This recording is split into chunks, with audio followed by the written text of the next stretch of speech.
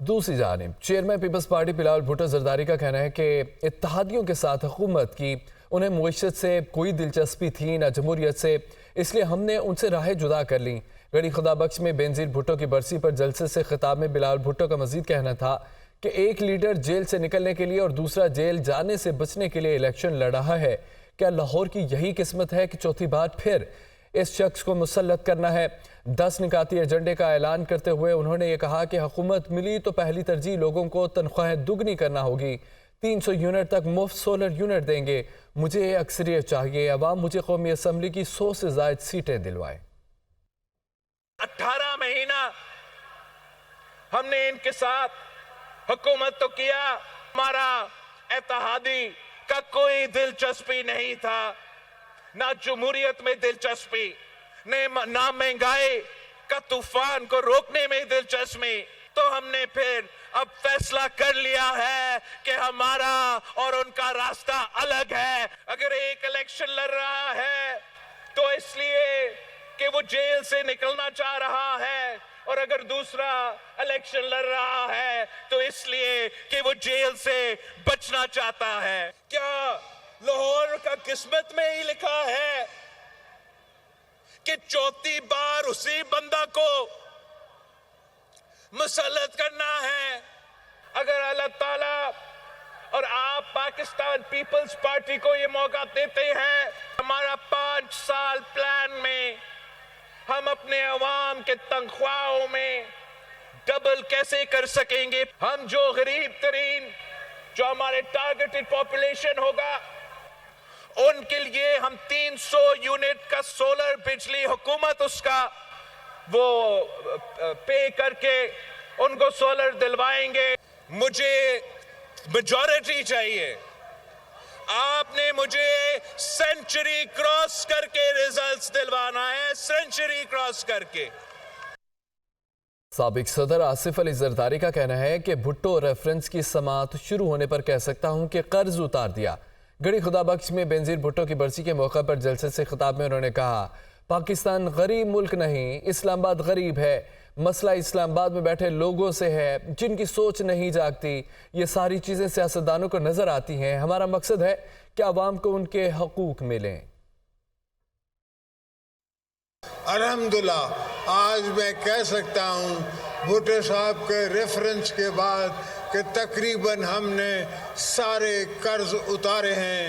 پاکستان غریب ملک نہیں ہے، پاکستان میں صرف اسلام آباد بہت غریب ہے۔ مسئلہ اسلام آباد سے، مسئلہ نہ کوئٹہ سے ہے، نہ حیدرآباد سے ہے، نہ کراچی سے ہے، نہ لاہور سے ہے، نہ پشاور سے ہے۔ مسئلہ اسلام آباد میں بیٹھے ہوئے لوگوں کی سوچ سے ہے۔ ان کی سوچ نہیں جاگتی، ان کی سوچ نہیں جاگتی، سمجھتی نہیں ہے، سنتی نہیں ہے، آنکھیں دیکھتی نہیں ہیں، ان کو نظر نہیں آتا۔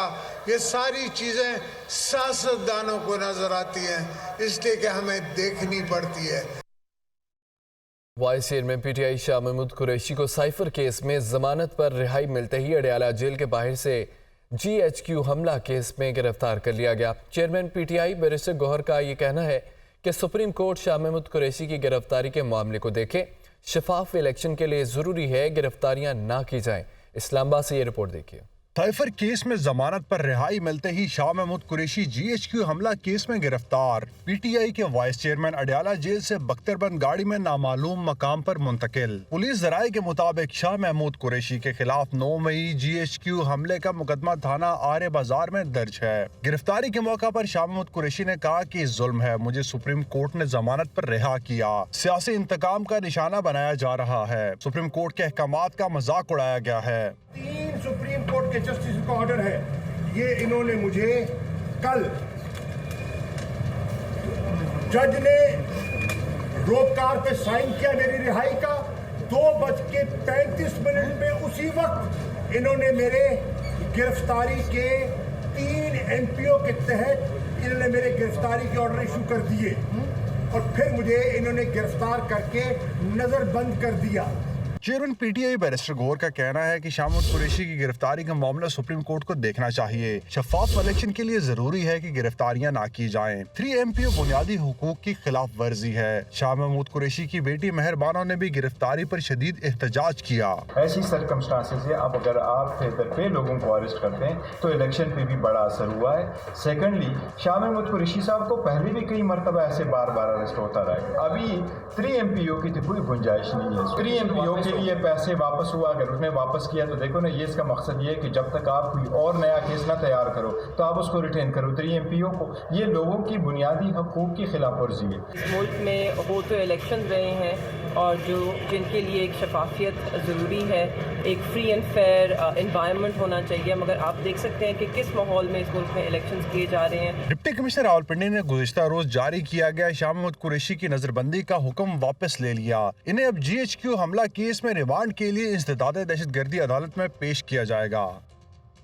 सुप्रीम कोर्ट ने बानी PTI की नाअहली खत्म करने के लिए अपील पर फौरी समाअत की सदा मुस्तरद करते हुए इलेक्शन कमीशन के खिलाफ तौहीन अदालत की दरख्वास्त मुकर्रर करने का इंदिया दे दिया। कायम मुकाम चीफ जस्टिस सरदार तारिक मसूद ने रिमार्क्स में कहा, अभी जजेस दस्तयाब नहीं, आप बता दें किसको बिठा कर केस की समाअत करें। इस केस को 3 रुकनी बेंच से कम का बेंच नहीं सुन सके। रिपोर्ट देखिए। बानी PTI की नाअहली खत्म करने के लिए अपील पर फौरी समाअत की इस्तदा मुस्तरद।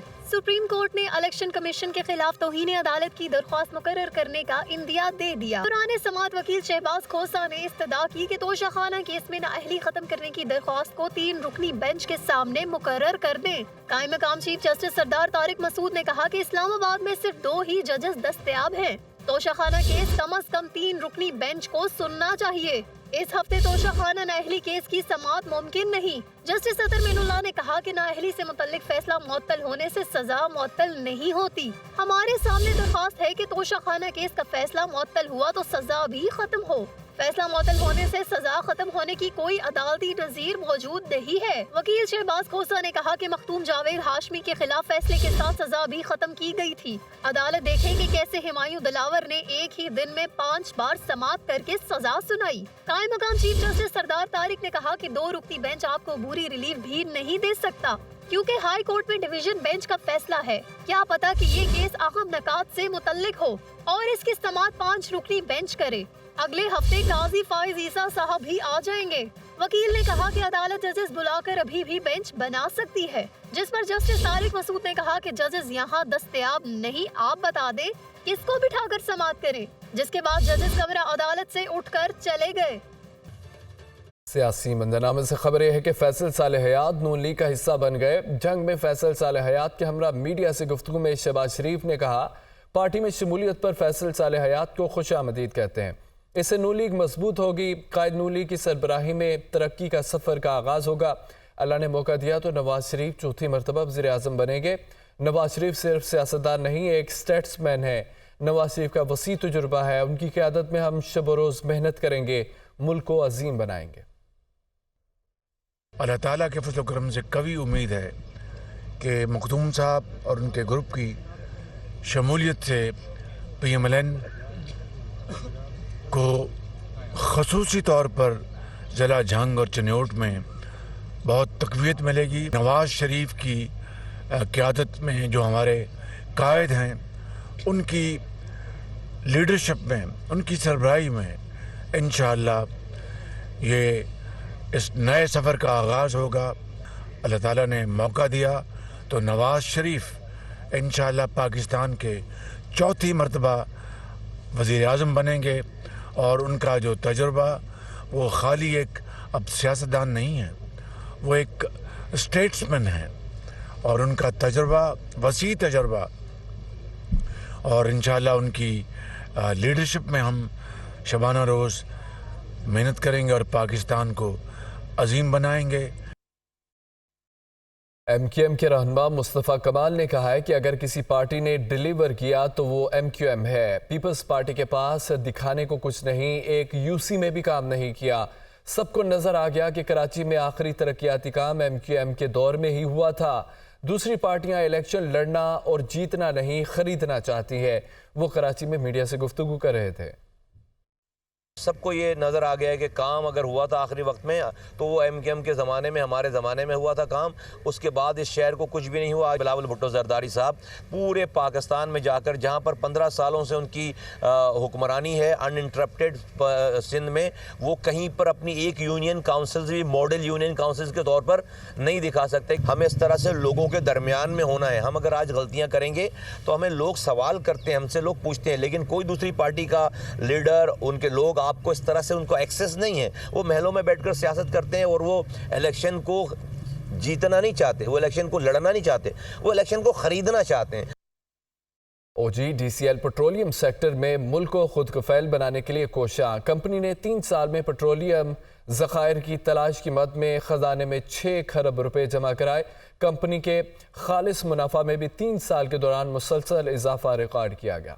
آئل اینڈ گیس ڈیولپمنٹ کمپنی لمیٹڈ کے خالص منافع میں مسلسل اضافہ ریکارڈ۔ 3 سال میں کمپنی نے 445 ارب روپے خالص منافع کمایا، قومی خزانے میں 6 کھرب روپے جمع کرائے۔ مالی سال 2020-21 میں او جی ڈی سی کا خالص منافع 91 ارب 53 کروڑ روپے رہا۔ سال 2021-22 میں کمپنی نے 133 ارب 78 کروڑ روپے کا خالص منافع کمایا۔ سال 2022-23 کے دوران کمپنی کا خالص منافع 224 ارب 61 کروڑ روپے رہا۔ او جی ڈی سی نے سال 2020-21 میں قومی خزانے میں 121 ارب 86 کروڑ روپے، 2021-22 میں 206 ارب 79 کروڑ اور 2022-23 میں 279 ارب 21 کروڑ روپے جمع کروائے۔ Army chief general Syed Asim Munir ملک کو اقتصادی محاذ پر مضبوط بنانے کے لیے بھی سرگرداں۔ سپہ سالار کی کاوشوں کی بدولت پاکستان کو 12.4 ارب ڈالر کے بیرونی قرضوں کے لیے توسیع کی یقین دہانیاں مل گئی ہیں۔ 21.5 ارب ڈالرز کی سرمایہ کاری کی مفاہمتی یادداشتیں اور معاہدے بھی کیے گئے۔ اسلام آباد سے یہ رپورٹ دیکھیے۔ پاکستان کو جون 2024 تک کل واجب الادا 24.5 ارب ڈالرز میں سے 12.4 ارب ڈالرز کی ادائیگیوں میں توسیع کی یقین دہانیاں مل چکی ہیں۔ یہ یقین دہانیاں سعودی عرب، یو اے ای، چین اور قطر کی جانب سے ملی ہے۔ پاکستان رواں مالی سال کے دوران بقیہ ادائیگیوں کا بندوبست بھی کر چکا ہے۔ دوسری جانب سعودی عرب، چین اور بیرک گولڈ کارپوریشن کے ساتھ 21.5 ارب ڈالرز کی سرمایہ کاری کی مفاہمتی یادداشتیں اور معاہدے کیے گئے ہیں۔ Army chief general Syed Asim Munir نے عہدہ سنبھالنے کے بعد 13 غیر ملکی دورے کیے۔ دوروں کے دوران پاکستان میں غیر ملکی سرمایہ کاری، واجب الادا قرضوں کی ادائیگیوں میں توسیع، دفاعی معاملات اور باہمی دلچسپی کے امور پر بات چیت ہوئی۔ انہی دوروں کے نتیجے میں 10 ارب ڈالرز کی چینی سرمایہ کاری، 6 ارب ڈالرز کی سعودی سرمایہ کاری، جبکہ بیرک گولڈ کارپوریشن کی جانب سے 5.8 ارب ڈالر کی سرمایہ کاری کے لیے مفاہمتی یادداشتوں اور معاہدوں پر دستخط کیے گئے۔ کویت کے ساتھ اربوں ڈالرز کی سرمایہ کاری کے 7 معاہدوں پر بھی دستخط ہوئے۔ Army chief general Syed Asim Munir نے عہدہ سنبھالنے کے بعد سب سے پہلا دورہ سعودی عرب کا کیا، جبکہ متحدہ عرب امارات کے 4 دورے کیے۔ آرمی چیف نے رواں سال برطانیہ، چین، ایران، ازبکستان، ترکیہ، آذربائیجان، کویت اور امریکہ کے کامیاب دورے بھی کیے۔